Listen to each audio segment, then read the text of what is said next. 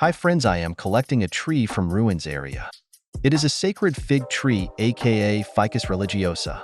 It can live up to 1,500 years. Our local people grow it for its shed in summer, because it grows very fast and gain gigantic size. Its fig fruit attracts birds and insects, so you say that it plays an important role in the ecosystem. This one got a natural twist, that's why it catches my eyes. That would be a good-looking bonsai. After digging up the tree, I need to cut its taproot.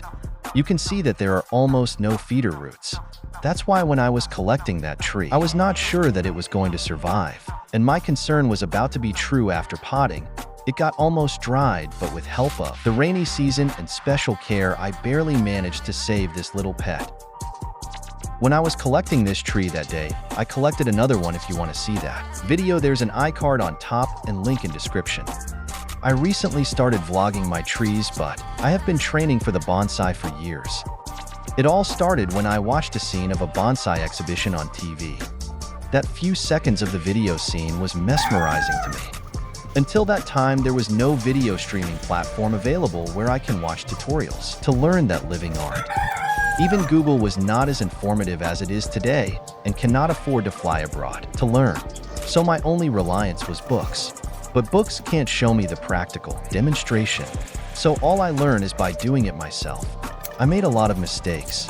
Many trees died because of my inexperience, and whenever I lost any tree, it felt like losing a body part. I have to miss many out of the city travels because I can't go away from my trees when there is no one available to water them. You can imagine that like having a caged pet, that you cannot afford to leave it alone, otherwise it will starve to death. When you spend some time with your plants, you just start learning their language. It felt like they are talking to you. Sometimes I see a tree that needs repotting. I feel that tree is saying, please repot me. My roots are suffocating. Withered leaves saying, please give me some water. You know what that plant was saying to me? Its thick single root was out of balance with the top of the foliage, because the root was getting thicker, but the top kept being eaten by animals. So by looking at the appearance, it felt like the tree was saying, do something to keep animals away from me, and I just did it.